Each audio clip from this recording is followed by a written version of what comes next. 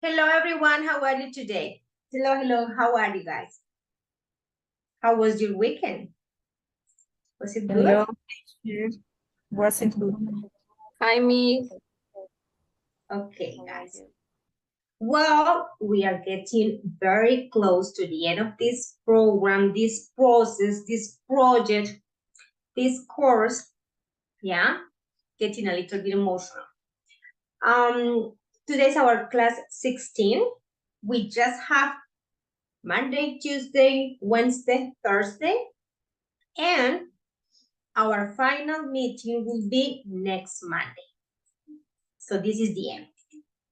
My dear friends, I really hope you guys are working on Moodle. Remember, this time you won't have extra time. So this is another friendly reminder for you to please catch up with the activities and finish it. Deadline this Sunday.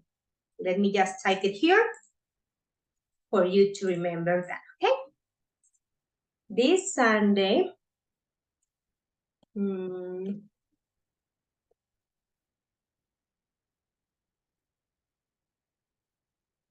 October 29,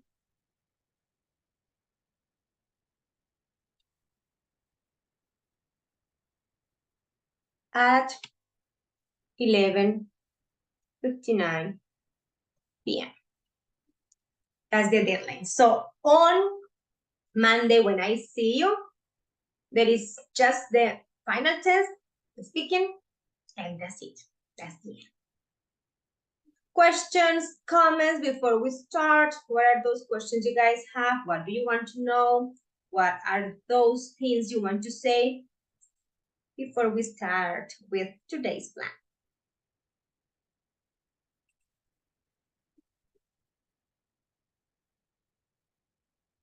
No questions? No, teacher. Well, let's enjoy this week. Let's have fun. Let's work on it. Taking advantage of everything we're going to do, because this is basically the end. Okay.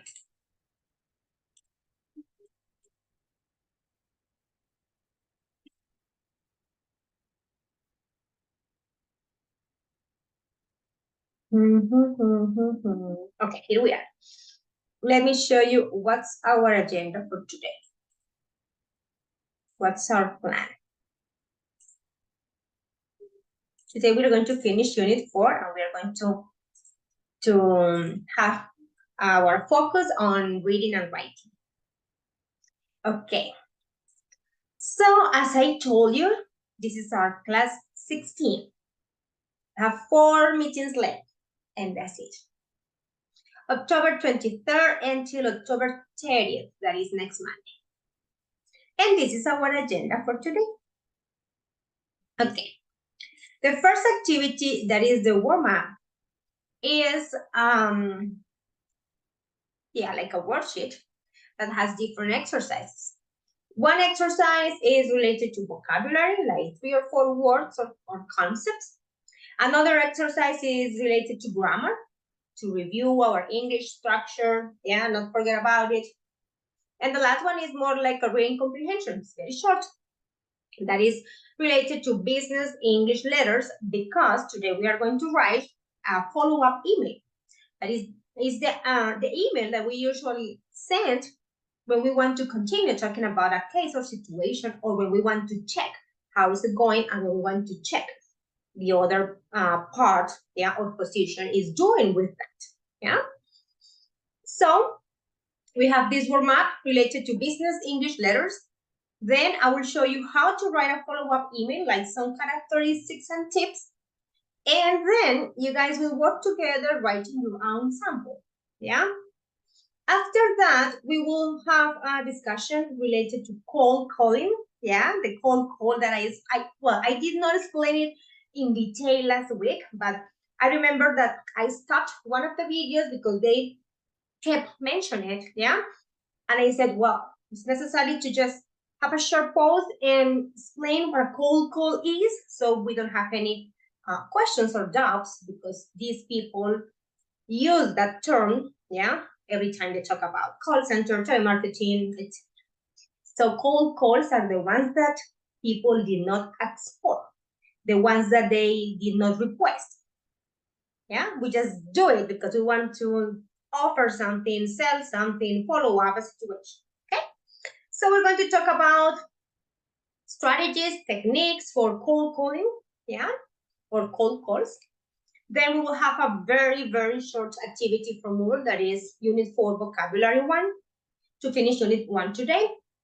It's very short. There are like 5 or 6 words in which you have to match them with the definition. And this is extra. If we have time, we can have a short discussion and also reading comprehension practice related to this topic. Why Amazon is a leader in customer experience. Because you know that they are like a very big company, very successful, that offers lots of things, and they have like very, very top characteristics. Yeah. So this is our agenda for today. It's kind of interesting. We have different activities outside Moodle, but remember that that's our focus, yeah, our platform. So I ask you again, please, this week, work very hard on it because the deadline is this month, Sunday. And remember, Moodle is your 40%, okay? So you cannot sleep with that. Okay, before we start, let's check the attendance. Well, before that, thank you, Manuela. That is a follow-up follow-up message. You are telling me that you are just like listening and receiving the information. Okay, so let me give you the link and I explain it to you. While you guys are working on it, I check the attendance. Okay. Final test next Monday. But remember that these kind of tests are, of course, easier than the ones that you had to take in the past. Yeah, they are in the platform, so they have the same methodology of the activities we have been working on. There isn't anything to be afraid of. Maybe what I have to tell you is that the speaking this time is going to be different. We are going to have like short time for reflecting on your experiences, things you learned, things that could be better, things you got from our course. Yeah, your reflections on the whole project, because it was like lots of time and lots of effort from you, of course. Yeah, so that's the speaking. I just want to listen to you. I'm going to call your names and you will tell me, yeah, your opinion, your feelings, yeah, your thoughts related to the speaking, and that's it. We are not going to plan any other different thing. You are not going to work with any person. It's just to talk. That's it. Okay, but do not worry. I will remind you about that next Thursday because speaking is going to be on Monday. Okay, I just sent you the link and let me show you how it works. If we feel that maybe we do not have lots of time for finishing the last one, D is okay. We can skip it, no problem. But if you see that your classmates are still working on it and you are done, of course, do it, okay? So the first one, vocabulary, relevant information, return address, main body, business letter, purpose, okay? Please use these words to complete these sentences. Grammar, circle the correct answer. Any of these two options, yeah, is the correct for the sentence, okay? Reading, you read this letter, it's very short, yeah? And then you click on true or false related to what you read. And at the end, answer the questions. Where did George work before? How can the 3 languages help George? Where does George live? What did George enclose? So I will give you 10 minutes. 10 minutes is enough. It's not too long because it's not very, very difficult. So it's okay. And I will see. If you do not get to this exercise, it's okay. Don't worry. Okay? Work on it on your own, but try to do at least A, B, and C, because they are different. Vocabulary, grammar, and reading. Awesome. Okay? Questions, guys? What are the questions? The questions? Okay, let's go. Yes, teacher, the link doesn't work. I don't know why. Okay. Yes, it's working now. Sorry. Okay, thank you, Mara. Thanks. Sorry. No problem. Okay, guys, go ahead. I will check the attendance. You guys are working. Go.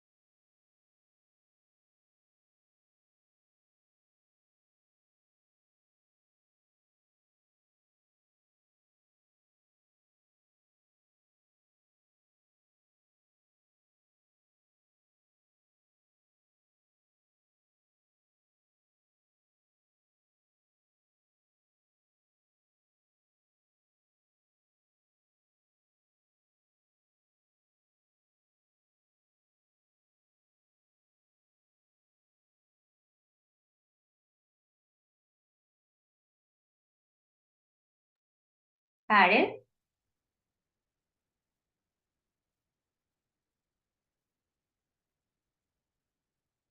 Kiara? Present, teacher. Thank you, Kiara. Jorge? Tell me, teacher. Okay, Jorge. Natalia? Hello, teacher. Okay, Natalia. Diego? Present, teacher. Great. Manuela? Yes, teacher. Okay. Jessica?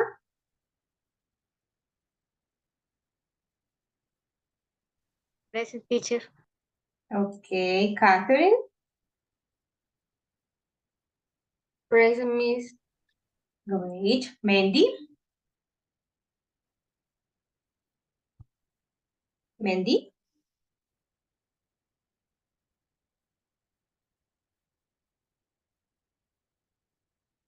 Manuel? Hello, teacher.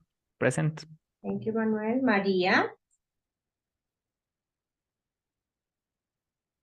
Present, teacher. Okay. Vanessa? Present, teacher. Great.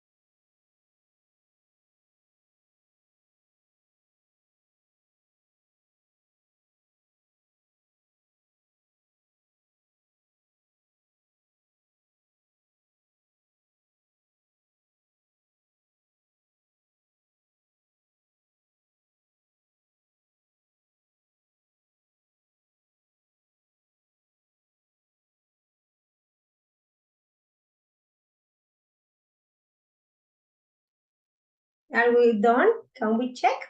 Or do you still need more time? Teacher, 1 minute more, please. Okay, no problem. Yes, we can wait.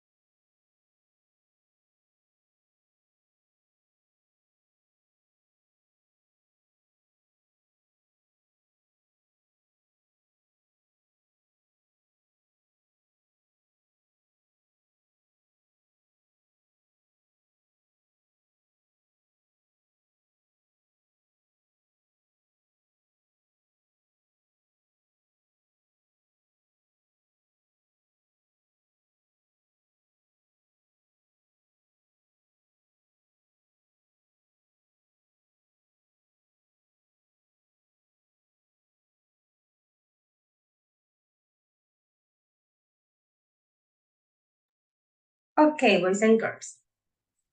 Let's share a little bit about what you did. Awesome. You guys are going to tell me about writing English business letters, okay? Let's see what you guys did, if you learned new vocabulary, if you remember some grammar structures. That was the real goal of that exercise because it had four exercises, but focused on grammar, vocabulary, and reading comprehension. So, let's see. I don't know if any of you wants to share your screen and share. It would be good. Can you?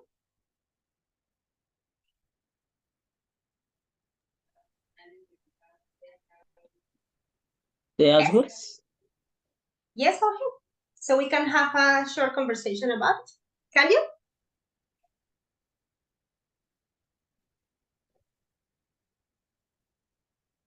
Thank you. Okay. Thanks.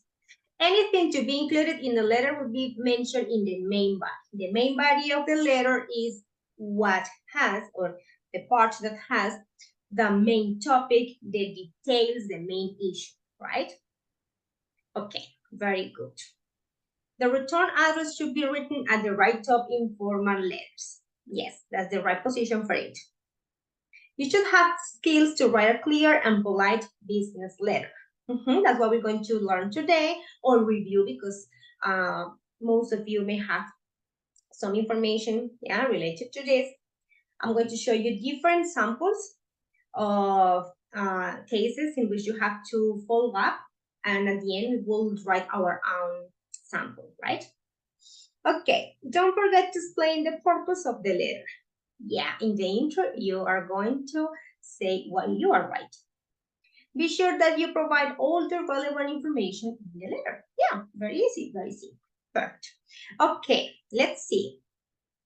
For the next one, a little bit of grammar, so we don't forget about it. Yeah, this is also very important for us to keep using those structures correctly, to remember some things, to check out the words, okay? Business letters should be clear and polite, not should be. Very good. Letters are appropriate for use in serious and formal communication. What is the purpose? Yeah, so that's what we have here. For, with the intention of, and then an action. Very good. Business letters are written in more formal language. In the way it is written, and for the purpose, the goal, the objective. Yeah, so they are different. Informal letters are written as people speak. Yeah, it is not active voice because the informal letters do not write. They are written by someone else. Yeah, so passive voice here are written as people speak. Very good. We should understand the difference between informal and formal letters. The position issue here. Okay, interesting. Now you guys are going to tell me about this exam. I want to listen to you. What was it about? Tell me. What kind of letter was that? What was the purpose of it? Who wrote that? Why?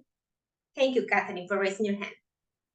Miss, I have a question. I'm a little bit confused when it is an informal letter because I know that in a formal letter we don't know say dear. No, it's a little bit informal. So Mr. or Miss is a formal letter. No? Oh, you're right. Dear could be a little bit close for the relationship you're expressing, but it's also possible in this context, Catherine. And look at the down, the one in the bottom. Your sisterly. That is also formal. Yeah. Yes. So that's formal. Is there any other thing or any other clue that give us the idea that that's an informal letter, maybe in the main body? Apart from dear?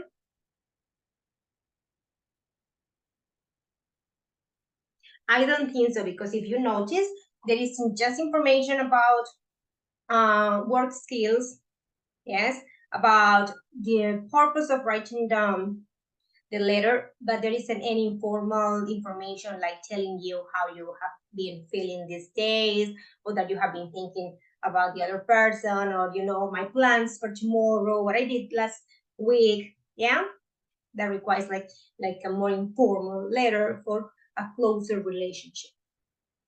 So it's okay with the idea, Catherine. Thank you so much for your question.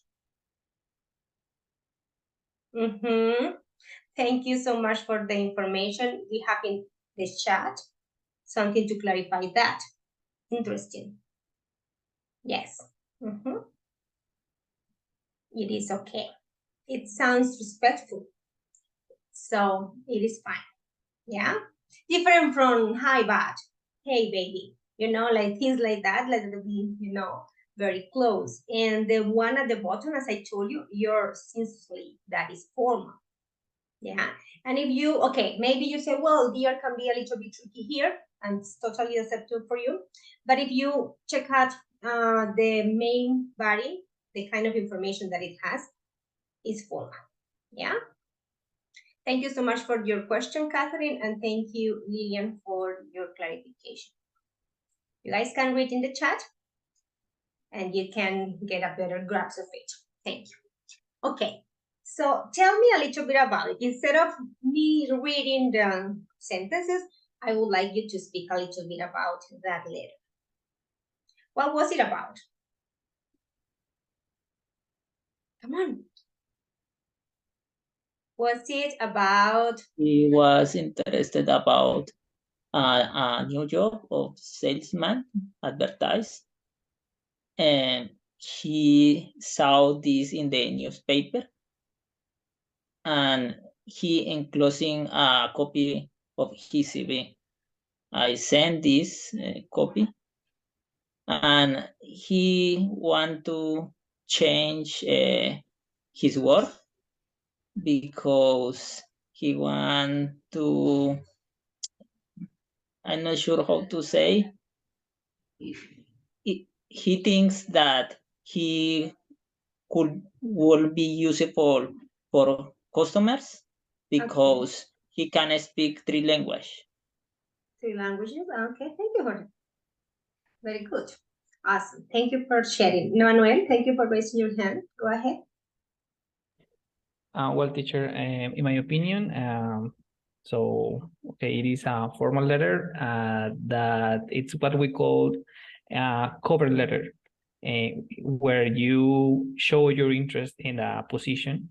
So you send your CV, but at the same time you send your cover letter, which is this, like telling the employer that you are interested in the offer.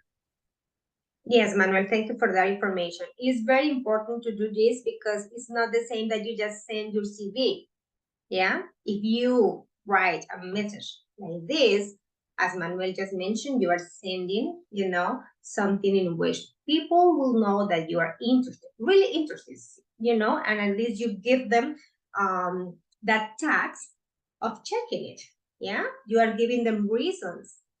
Okay, very good. Thank you. Any other person who wants to share ideas about this letter?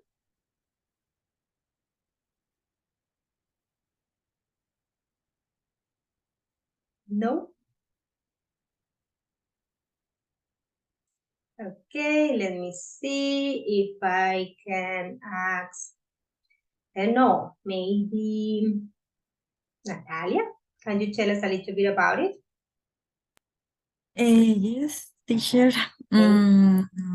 Okay, in my opinion, is a letter that includes important information about the person who sends the email. It's talking about to be hired in a job. And it's important to mention that he attachment or including a copy of his CV. Another thing is that he is talking about his experience as salesman, and also he point out that he speak three language, and he say that maybe that skills will be useful for the position. And also he say that he look forward for the answer, and that's it. Yeah, very good. Lots of details. Thank you, Natalia. That's one thing. You can use the word as a verb, or you can also use the noun.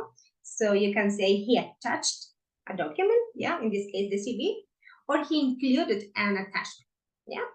Okay, very good job, guys. Thank you so much for participating. Remember, we are getting close to the end of this, and the real purpose of it was for you to practice your English and improve it, and part of it is your speaking, yeah. So I would love that you guys could feel the difference from the moment you started doing this project with us.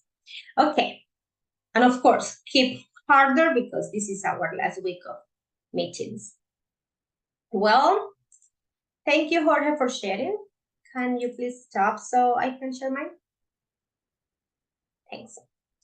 Okay, why were we talking about it or having that exercise and introducing our class with that? Because as I told you, we are going to focus on reading and writing today. And we are going to learn or review, because some of you may know, how to write a follow-up email. Yeah, follow-up is when you are keeping track of a situation. Basically, you are following it, like to see how is it going or how the person, yeah, is dealing with the situation. Yeah. So look at this cat. When a follow-up email comes too soon, when it sounds like a robot wrote it, because sometimes we can just, like do the wrong thing. When it's super long, well, you need to be brief. When it doesn't contain the original message, so we are lost, right? We are like, what is this email about? Well, I'm receiving this, yeah? So let's learn some tips and strategies to do this process in the correct way. And after this check-in, you guys are going to write your own. So here we are. How to write a follow-up email. Have you done that? I think you have. In Spanish, in English, I don't know. Any person? Yes, teacher. Yeah, Manuel, what was it about? You want to share a little bit?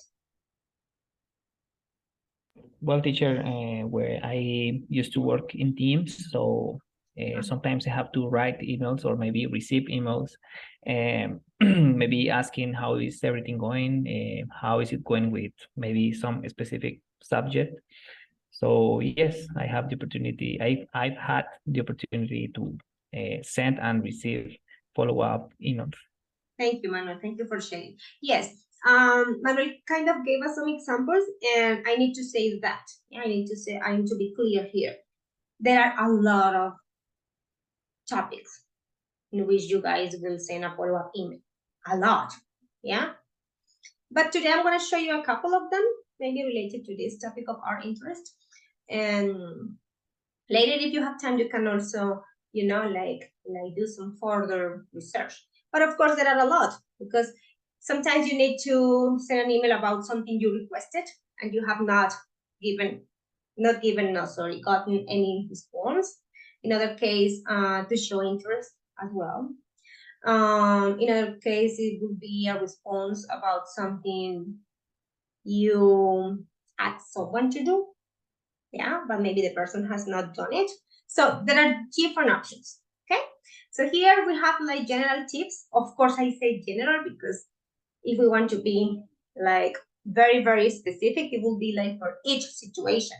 And we don't have time for that, unfortunately. So let's start with these characteristics of how to do it in the right way. First of all, we need to be specific, okay? If you're following up after an interview, interaction, or meeting, personalize it by including something specific the person mentioned in that moment, or at that moment or in that discussion. Yeah, ideally something that you could tell was particularly meaningful to them, because you could tell that that was important in that conversation. This can help jog their memory while also showing that you were listening attentively. What is to jog your memory? How can we jog someone else's memory? Do you have any idea about that idiom? To jog another person's memory is to cause that person remember something. Yeah, like suddenly remember, or maybe later, oh, Manuel said that. Oh yeah, that was a reminder for me about this. That's jog the memory. Yeah, it's kind of weird because the verb jog, the word memory, but you know that idioms and slang expressions are not literal all the time. Okay, but your memory is to cause someone remember something, especially in that, you know, out of a sudden when you are not expected to. So, oh yeah, okay. So if you are specific, it's like boom, you are bringing that topic to that person's mind. Yeah. Okay. No, another person, because it would be boring, just me. Okay, Diego, go ahead. Let's go. Okay. Be genuine. Yes, follow-up emails are pretty predictable and formulaic, but that doesn't mean that you can't be genuine in your communication. Don't use generic, empty messaging. Actually, reflect on the specific item you want to mention to jog their memory. And if it permits, keep a conversational tone if you can. This is easier to read and write, and the person won't feel obligated to use formal tone in their response.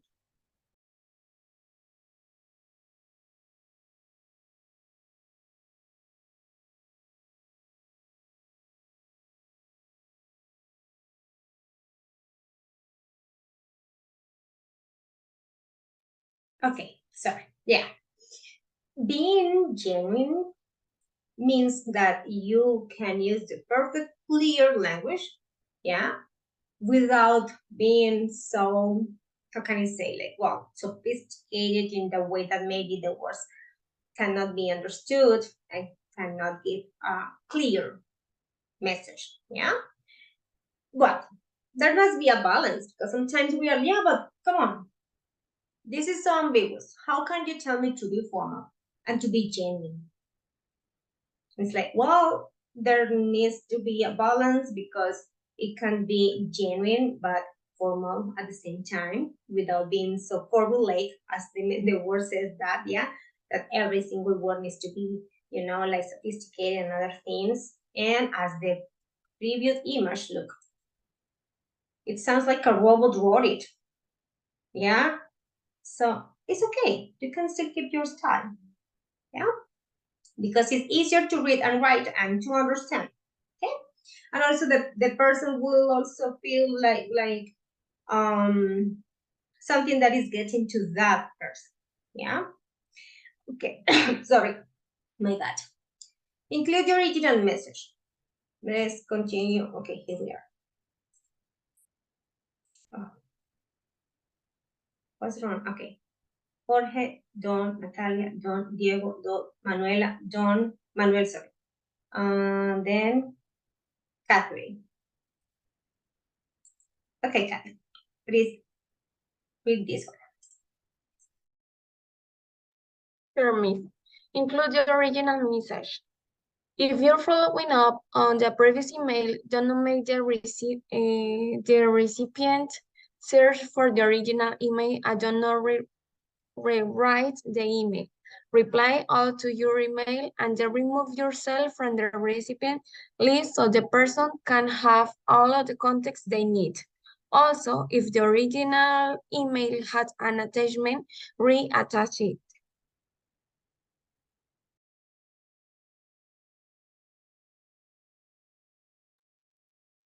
Thank you so much, Catherine. So it is also connected to the idea of jogging the person's memory, yeah, and to remind them about what they are talking about, yes. And sometimes you also need to attach the original documents were attached before, especially when your follow-up email has been in different steps with different responses in and out, yeah, because you may forget something, and if you still have the document, you can just go back and say, oh, okay, oh yeah, but in this part she said this and blah blah blah. So that's important to include the original message. And the second one, or the last one, have one clear ask, goes very, related to that one. So after Catherine, we have Kiara, please.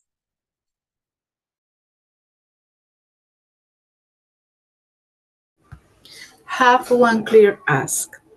With the above being said, don't make them reread the original email. Distill it down to the clear ask with something like just following up on the request in my email below.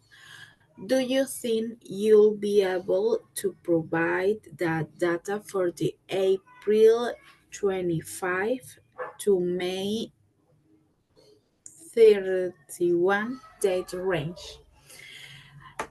Even if the original email had more than one request or data point, requesting something simple or smaller might increase your chance of a response. Very good, thank you, Kiara. What is this still? This still is like when we just put it into the scanner to check it and clear it out and clarify it, purify it, filter it. Yeah, like boom, cleaning it until it is, concise, real, easy to understand. Basically, this still is that, okay, to purify something. In this case, the message. Okay, and these are the tips that I have for you. And now I'm going to show you some samples with different topics. Is there any question or any comment or maybe any other tip or strategy you want to include? Maybe you say, Miss, I think this may work as well, or I have used this strategy. It has been very useful for me. Tell me.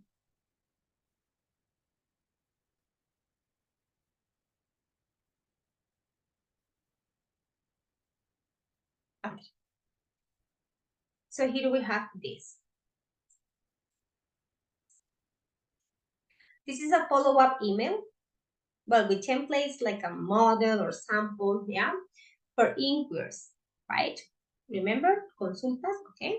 Send this type of email to someone who has reached out to your business, such as through a general inquiry from your website.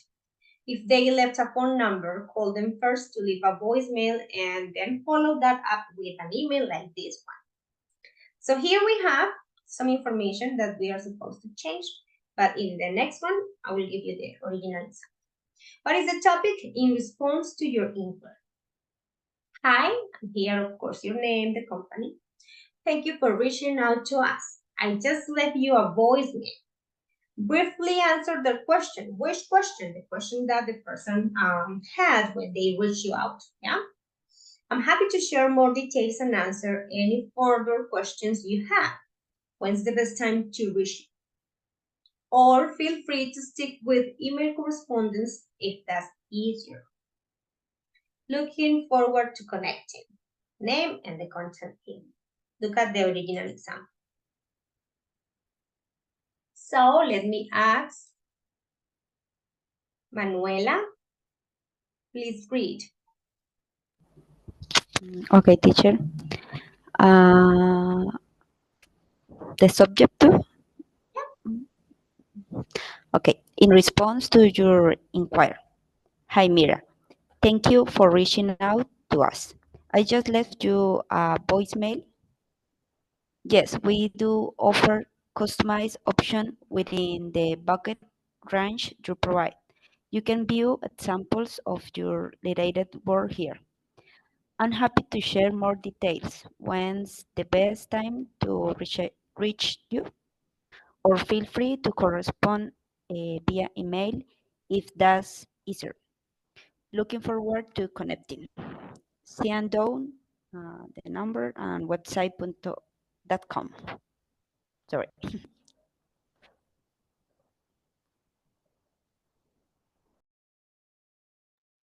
Oh, sorry. Okay, good. So this one is for that response. Another example we have here. Okay, this is a little bit uncomfortable because, you know, invoices are related to payment, and money is a very controversial topic. No one wants to have to send this email, but it happens, especially for B2B businesses. What is B2B businesses? B2B businesses is those, are those kind of sales in which they are from business to business, not from business to just one customer or business to just one client. No, yeah, like both are businesses. Where you have finance departments involved, it is a simple way to follow up on an unpaid invoice. So someone forgot to pay, and I need to remind him or her about it. So we need to be very sensitive, yeah, but also concise. Here we have the example. Okay. Friendly reminder, unpaid invoice. My goodness. Hi, I hope this note finds you well. I'm emailing to follow up on an invoice, and here we have the number of it, yeah, the reference, that I emailed on, okay, let's say October 1st, for example. I haven't received the payment yet, so I just want to make sure you got it. As a gentle reminder, payment is due on, and maybe you say, okay, Friday, October 18th. I've reattached the invoice in case you need it. Thank you and have a great week. This is perfect and very clear because there isn't any way that the person forget about it. You know, you are reminding them about the due date. Very important. You are also showing them the proof. It's like, well, I'm not inventing this. I'm just, look, we have this invoice and has not been paid. Yeah. So it's okay, it's a friendly reminder, but I'm also very clear and concise. I'm giving you all the details you need. There isn't any way you forget or any way you say like, oh, really? Which invoice? No, you have it. Look, I reattached it. Okay. Let's see how they completed the information. Here we are. Let's listen to Vanessa. Go ahead, Vanessa. Okay, teacher. Hi, Carol. I hope this not being you well. I am emailing to follow up on an invoice that I am on September 12th. I haven't received payment yet, so I just want to make sure you got it. As a general reminder, payment is due at October 12th. I've read the invoice in case you need it. Thank you and have a great week. Jen. It sounds not so formal, but it's not like my friend, you know, like, hey, babe, you forgot to pay that. Oh, yeah. Okay. Questions about these samples? Anything you want to ask or add? Okay. As I told you at the beginning of this conversation, there are a lot of topics why you should send a follow-up email. A lot, yeah? But we are going to practice a little bit for practicing our writing skills. And this is your email. Okay? In couples, you are going to write. This is easy because it's easy. Okay, let me show you the whole situation. Yes. Let me show you the whole situation so you understand that, and then you just write it. You have to complete just little things, but if you want to change it, I mean, like change any other thing that you think is necessary, you can. So Okay, classwork. How to write a follow-up email.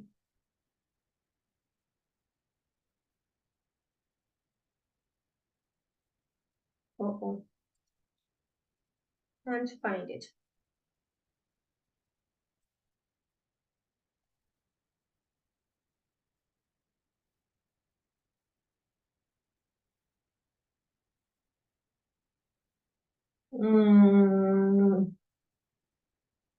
Well, I have it here, but I don't know why I can't share it. Okay, okay, don't panic. It is named under writing follow-up email. So this one, follow-up email.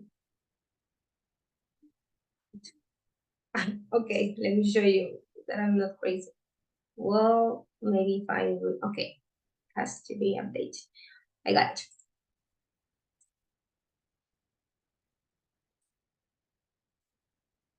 Okay. You guys have it in the chat, but let me show you how it works. What is the situation and what do you have to do? Basically the same as the examples I showed. There is the first slide is for you to have the model, but of course I put it in the other one as well. Okay, so here we are. What's the subject? Nice meeting you. This is not for inviting a person out or you fall in love with that. Of course not. What you know was the context, right? Business, of course. Building relationships within your niche is one of the most important things to do for your business. Okay, so it is also useful to know how to do it because we don't really want to have like close friends in which we have, you know, like confusing kind of projects and things, but better like business relationships. Use this email when you want to solidify a connection you made with someone. It could be in a meeting, yeah, in a conference, yes, in a show up project, okay? So here we are. Nice meeting you. Hi, it was great to meet you last night at the, here we have an event. So you guys invent any kind of event you want. I enjoyed our conversation about, okay, so here, look for a topic, especially on this that you mentioned. Yeah, like what was the most exciting or interesting you guys shared? Your mention of, here we go with more details. Reminded me of this, and that, and this resource, and this practice we have been doing, and this product we have been using. Remember that you are like, you know, business. So I thought I'd share in case they are of any use. Stay in touch, okay? So here I gave you the template for editing your email. Do you understand?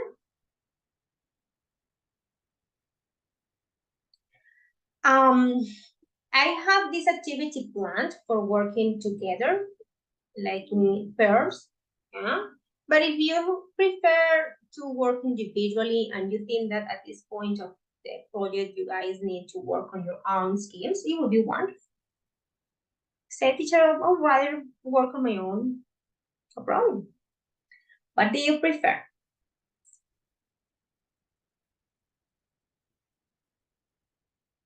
You guys are not very good at answering my questions. I got one in the chat. I got a second one in the chat, but didn't give me any answer. Okay? Make a decision. Yeah, very good, Diego. Awesome. I got 2 votes. Okay. I agree, teacher, individually. It's better, yeah? It's short, it's easy, it's good for you. We are at the last stage of this, so let's take advantage of your skills. Okay, perfect. So I'm gonna put more of this for all of us. And you guys are ready. Okay, let's go. Start. And I will be just checking when you are done. Take your time, don't worry. The same order? You're right. Okay, I can remind you about your order. Thank you for that. Right? Yeah, very quickly I will do. I think I forgot. I close it. No, it's here. Okay, so Karen has 1, Kiara has 2, Jorge is 3, Natalia uses 4, Diego uses 5, Manuela, 7 is for you. Sorry, 6. Oh my God, I'm looking at the other 6. Jessica, 7 is for you. Yes. Catherine, you are 8. Mandy, use 9, please. 9. Manuel, you are 10. Maria, you are 11. Vanessa, please use 12. Okay. Perfect. Go ahead, guys. Let's work on it.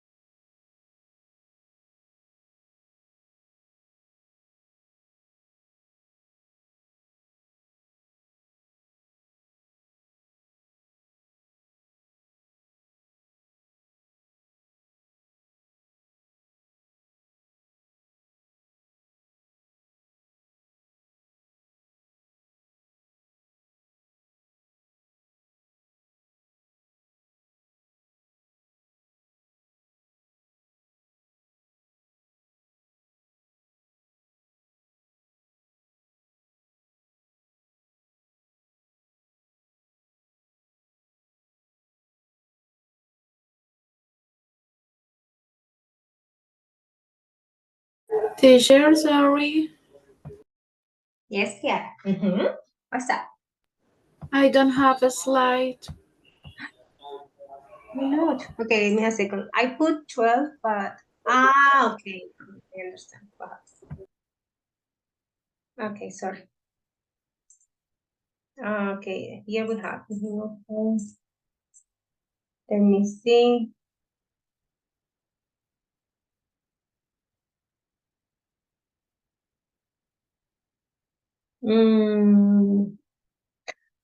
Okay, yes, you do, but okay, let me just name it for you. You are supposed to be two, but it's okay. In I understand the problem is that the first one is taken as the first. Don't worry, Kiara. Maybe if you go to number 6, there isn't any person there. I am just writing your name there, okay? Use Okay, that. teacher. Use that one.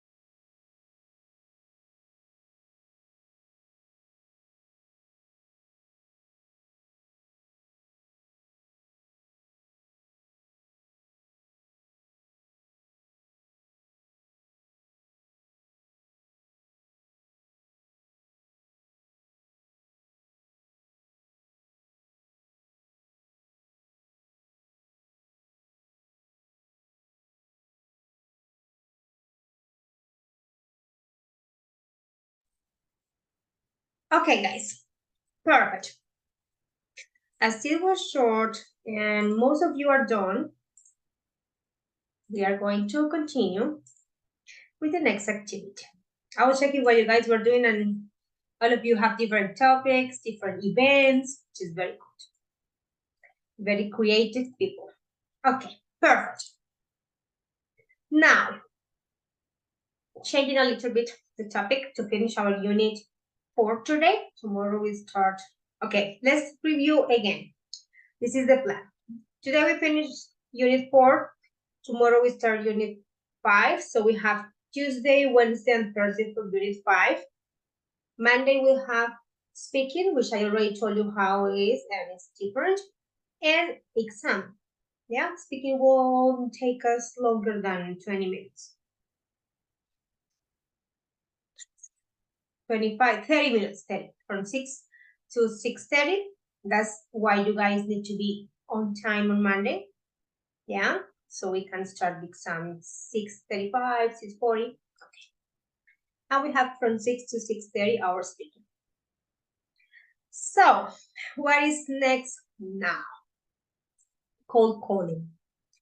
As I told you at the beginning of this conversation, we talked a little bit about cold calling last class, but not in detail, like, yeah.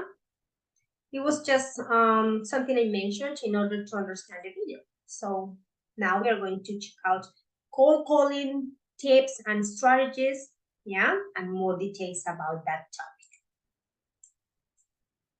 The only thing we discussed that day and we talked about was that cold calls are the ones that we do not request, yeah, that we do not ask.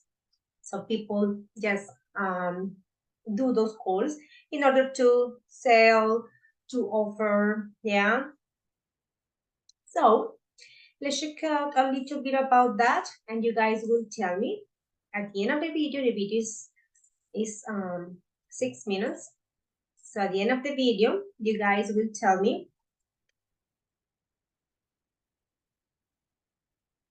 what are the top cold calling secrets and strategies to help salespeople close more sales. This guy is going to tell us a lot about this topic, and you guys can take notes. So at the end, you will tell me like, well, I found this thing interesting. I agree with this. I don't think that this will work like that, blah, blah, blah. Or taking the guy's words, we can summarize this and say that these are the top call secrets and strategies. Yeah, let's try to discuss a little bit about it.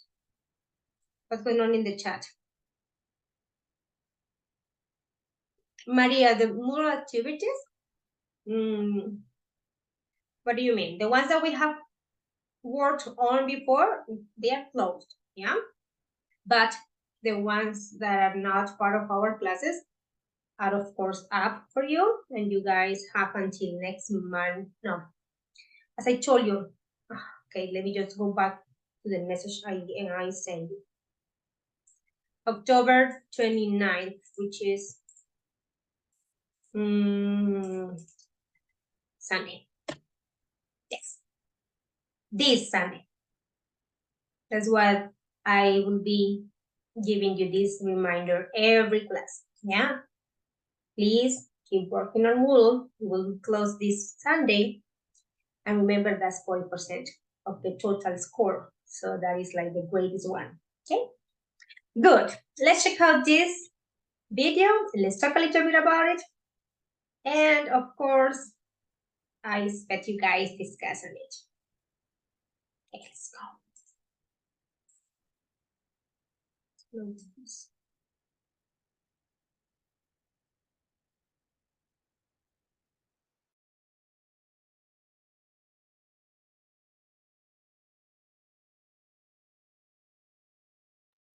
Of course, the volume now. Cold calling is one of the most effective strategies to generate more leads and close more deals. So I'm going to give you some of my top tips when it comes to cold calling so that you can crush your cold calls, hit your numbers, and get those fat commissions. And they absolutely do work because I have personally tried. My goodness, this guy speaks so fast, but clear. I don't know if you want me to just slow it down, or maybe, I don't know if it sounds robotic. It's your decision. Teacher, I think normal. I think normally is okay. Perfect.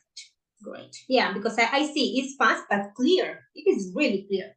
So maybe with the help of the subtitles, it's fine. Cold calling is one of the most effective strategies to generate more leads and close more deals. So I'm going to give you some of my top tips when it comes to cold calling so that you can crush your cold calls, hit your numbers, and get those back commissions. And they absolutely do work because I have personally tried them myself on my cold calls during my time at Oracle. And I know for sure that if you do follow these strategies, you're going to find it very effective. Now, before we get started, make sure to give this video a like, subscribe, and turn on notifications. And let's go ahead and dive right in.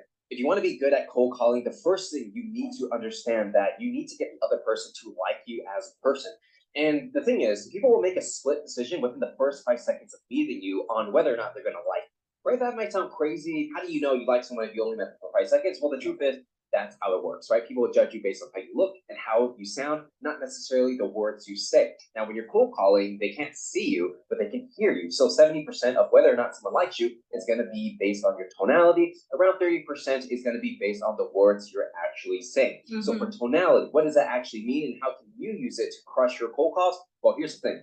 You just got to get the person to like you based on how you sound. If I were giving someone a cold call and I sounded like this, hey John, how's it going? It's Patrick from Microsoft. You think the other person on the other line is going to like me as a person? Probably not. But if I was speaking really slow like this, hey John, it's Patrick, how are you doing today? Of course, they're probably going to hang up. They're not going to like me. They're not going to want to do anything. So what is an effective tonality that you can use and borrow? Well, there's many different stuff. Just because I say something, it doesn't mean it's going to be the magic silver bullet, but it has worked for me and it has worked for many of my students. I've trained over 100,000 people have been through my courses already. So definitely it does work for many people. For me, I like to approach the situation in a very cool, relaxed, calm, but assertive tonality. So I'll probably be like this. Hey, John, it's Patrick from Microsoft. How are you doing today? So what I'm doing is like, I'm not speaking too fast. I'm not speaking too slow. My voice is kind of calm, but there's some energy to it, right? It's not like I'm totally chill, like I'm chilling on the couch. It's like, I'm assertive, but I'm not aggressive, right? Hey, John, how's it going? It's Patrick from Oracle. How are you doing today? John's probably going to say, oh, yeah, I'm doing all right. Who is this? Yeah, what's up? So that's essentially how I would get them to start the conversation, right? So it doesn't really matter what you say, as long as you say something that gets them, to trust you on that first 5 seconds. Now, for opening lines, there's many different variations that you can do. For me, I personally like, hey, how you doing today? Usually, like pretty much at 99% of the time, they'll be like, yeah, I'm doing good. That's enough for me to get to the next part of my sales script. Now, other people, they don't necessarily like that because it's an open-ended question. What if they say no, right? And a lot of people, because if they don't nail their tonality down, sometimes they'll get a negative reaction, right? Now, another alternative line that you can use is this. Hey, John, it's Patrick from Microsoft. Did I catch you at a bad time? Typically, people will be like, yes or no. 9 out of 10 times, they're probably going to say, no, what's up? Or even if they did say yes, they're going to be, yeah, you did catch me at a bad time, but what's up, right? So they're still on the phone. You got them on the phone, right? So now you just got to use your tonality to get the person to like you. Now we've passed the first 5 seconds. Now you got to walk them through the script. So the next technique that I use is kind of advanced. It definitely does work because I've used it so many different times. It's rooted in human psychology, right? And I'll explain why. Now, of course, when people watching this, they're going to be like, oh, no, that doesn't work and this and that. Maybe it doesn't work for some people based on your personality, your style, your tonality, but it does work for some people, then it absolutely work, right? So for human psychology, the thing is, if somebody asks for help, right? If somebody asks you for help on the street, typically most people will want to help that person in need. So if you were traveling in Japan, for example, and you're a foreigner in Japan, and you just go up to a random person who barely speaks English and say, hey, I'm a little lost. Can you help me find the train station? Most of the time, they're going to say, sure, it's over here. Or they'll pull out Google Maps and be like, oh, it's over there, right? Because like, why wouldn't they want to help someone that's lost? They're not going to be like, oh, get away from me, right? As long as you're like a nice person, should be fine. Using that same psychology, you're just applying it into sales. Typically, what I would say is, hey, John, I'm actually a little lost. Do you mind if I take a second to tell you why I'm calling? On the other line, the other person's going to be like, sure, what's up, right? They wouldn't deny some help. This works really well if you're talking to, let's say, a receptionist, for example, someone who's redirecting calls, because it's literally their job to redirect you anyways, right? Or even if you're talking to, let's say, a director, a VP, executive, whatever the case is, even if you use that line, they'll be like, okay, well, maybe I can just point you to another direction, or maybe you need my help. I don't know where you're coming from, but I want to hear it, right? So you're just piquing their curiosity, and you're using the fact that when you ask for help, people typically will help you. I mean, that's just the reality of human nature, right? So the next part is you're essentially setting an agenda, or they also call it like an current contract, or just setting expectations for the call. You're not really selling anything on the next stage yet. You're just kind of telling them what's going to happen, and you're getting them to say yes or no. If they say yes to this agenda that you're going to be putting together, then you open the conversation to actually having a real sales call. They say no, you want to call back another time, that's totally okay. So here's how you're going to do it. And the main important thing is you want to explain why you're calling and what the other person can expect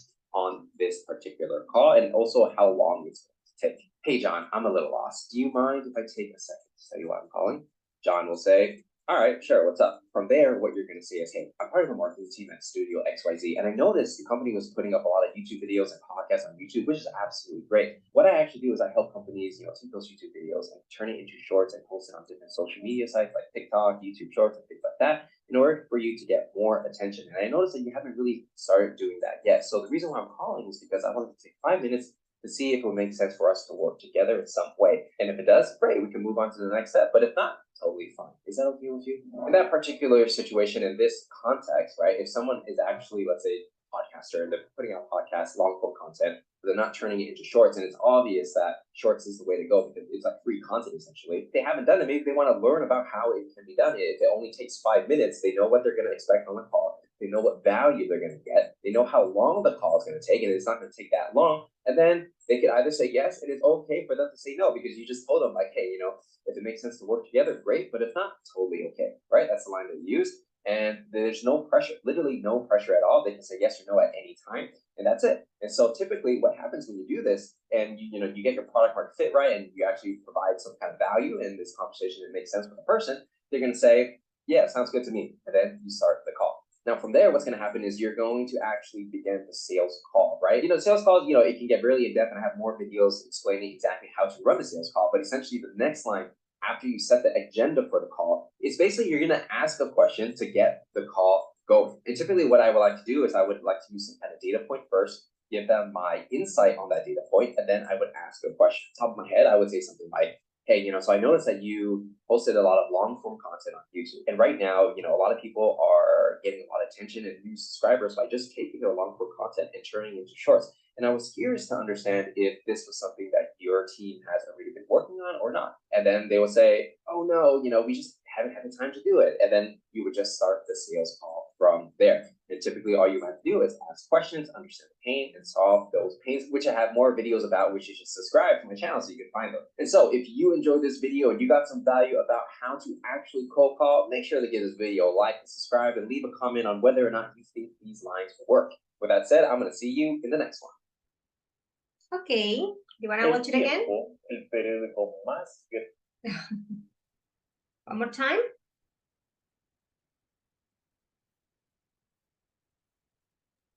Teacher, can you have the link, please? Sure. Yes, miss, please. Okay, There, that would be good. So you guys can watch it on your own, and you can pause it whenever you want. Oh, that would be a great idea. Yeah. So let's take some minutes for that.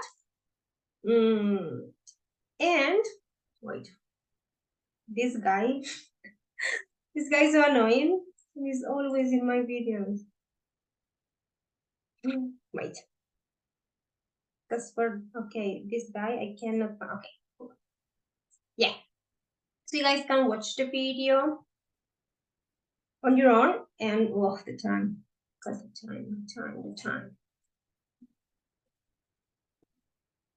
Okay, one good thing is that the activity we have for today, the one taken from Moodle, is very easy. It's one from vocabulary, and it's very easy. So in 5 minutes we can finish it. So I'll give you some minutes for watching it, and then we have, our discussion. Go ahead.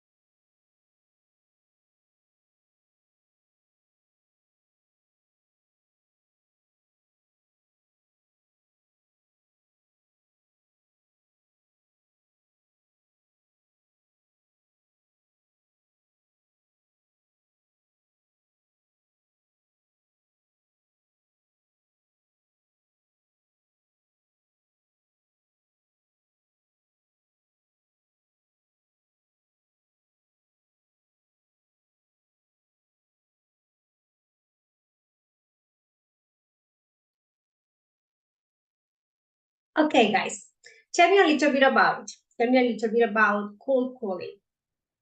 Why is it important to do it the right way? What are those strategies we can use in order so?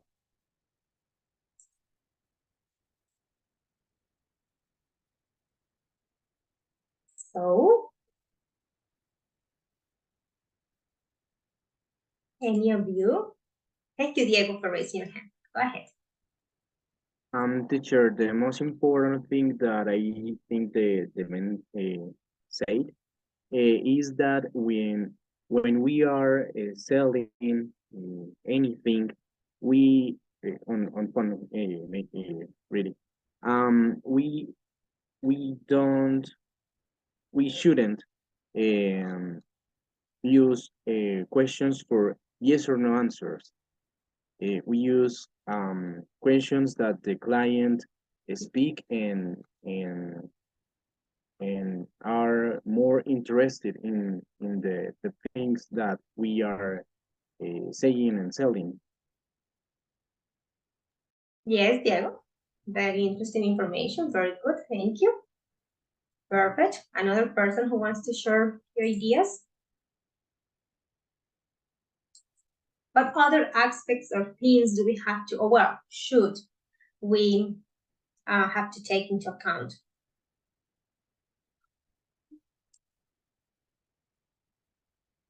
Thank you, Natalia, for raising your hand.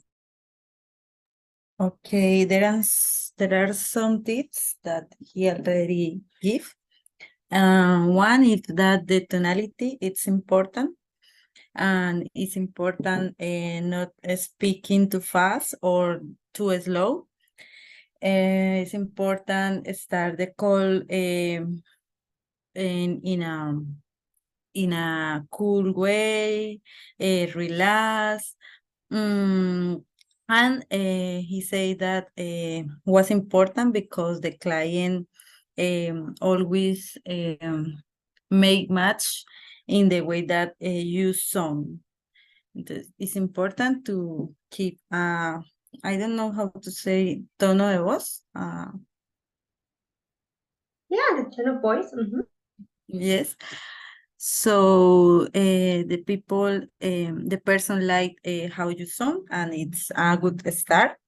And also it's important keep energy during the call, a good energy. Another thing, it's important ask for help. He said that always that just ask for help. Nobody, casi nadie como te va a rechazar. And another important thing is explain clearly the purpose of the call and don't make feel to the client pressure for an answer. Very good, Natalia. Thank you so much for sharing. Lots of details. Thank you, thank you. Any other person? Thank you, Diego and Natalia. You guys have mentioned important things, of course, the tone of voice, your attitude, the words you use, yeah, the speed as well, yeah, the energy you use for giving that message. Okay, well, let's do one more thing, very simple, very short, very easy. That is part of our agenda because as we are getting close to the end, I don't want us to be, like with activities out, especially because it reduces your work in the platform. This one is very simple. Unit 4, hands-on section. Unit 4, vocabulary 1. There are just 8 words that you guys need to place into the correct definition. Okay, in some of them you have cold call and some words that we have discussed in our lessons. So let's work on it and we finish for today. Let's go. Unit 4, remember that this activity closes tomorrow, so that's why you guys should do it. Unit 4, hands-on vocabulary 1. Let's do it. And we finish.